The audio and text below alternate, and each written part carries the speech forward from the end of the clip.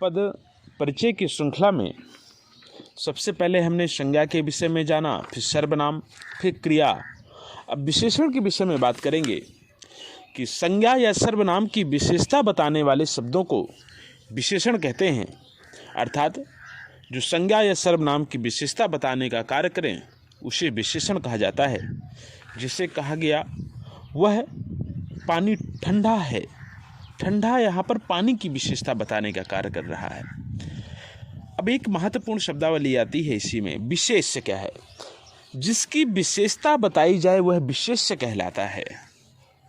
जैसे अभी कहा गया वह पानी ठंडा है, अर्थात विशेषण तो ठंडा हो गया कि पानी ठंडा है या गर्म है।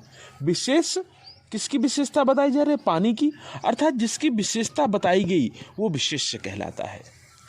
फिर एक महत्वपूर्ण शब्दावली है प्रविशेषण क्या है? जो विशेषणों की भी विशेषता, जो विशेषण शब्द हैं उनकी भी विशेषता बताने का कार्य करे उसे प्रविशेषण कहते हैं।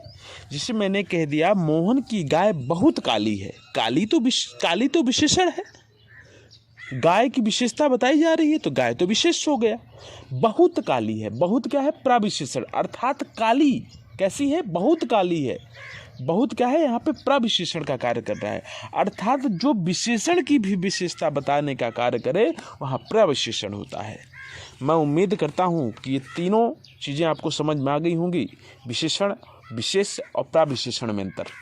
अब हम बात करते हैं विशेषण के भेद। विशेषण के मुख्यतः 4 भेद हैं। पहला गुणवाचक विशेषण, दूसरा सार्वनामिक या संकेतवाचक विशेषण, तीसरा संख्यावाचक विशेषण और चौथा परिमाणवाचक विशेषण। पहले भाग की बात करते हैं गुणवाचक विशेषण। जिस विशेषण से किसी संज्ञा या सर्वनाम का गुण, दोष, रूप, रंग, आकार, प्रकार, संबंध, दशा आदि का बोध हो उसे गुणवाचक विशेषण कहते हैं। जिससे मैंने कह दिया वह मोटा आदमी है। मोटा क्या है? उसके गुण को परिलक्षित कर रहा है, गुण को दिखाने की बात कर रहा है। मोहन स्वस्थ बालक है। मोहन स्वस्थ है, कैसा है? स्वस्थ, अर्थात उसके गुण को बता रहा है कि स्वस्थ है कि दुर्बल है या पतला है, दुबला है, मोटा है। ये सारे गुण को बताने का काम करते हैं। जहाँ पे गुण की बात की जाए वहाँ गुणवाचक विशेषण होता है। सार्वनामिक विशेषण या संकेतवाचक विशेषण, जो शब्द सर्वनाम होते हुए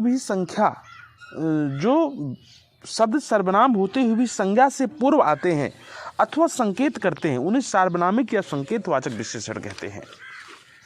जैसे मैंने कहा उदाहरण के तौर पे, यह घोड़ा अच्छा है। यह घोड़ा अच्छा है, सर्वनाम यह लगा हुआ है।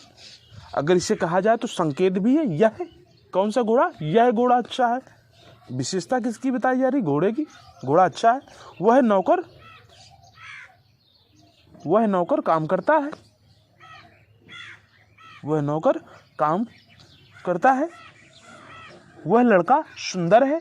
ये सारे सार्वनामिक या संकेतवाचक विशेषण के उदाहरण हैं। अब हम बात करते हैं विशेषण के तीसरे भेद, संख्यावाचक विशेषण। जिस विशेषण से संज्ञा या सर्वनाम की संख्या का बोध उसे संख्यावाचक विशेषण कहते हैं। जैसे 5 घोड़े, कुछ लोग, 3 दिन।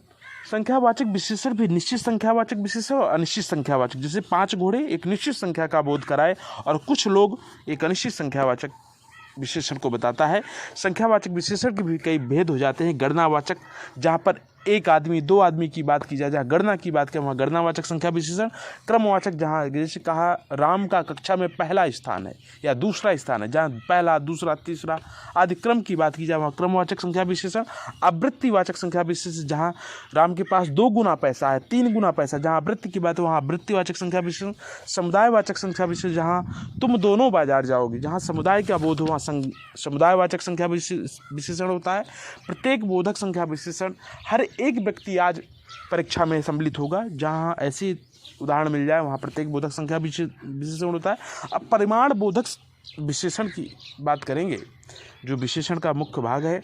जो संज्ञा या सर्वनाम की नाप, तौल या माप का बोध कराए उसे परिमाण बोधक विशेषण कहते हैं।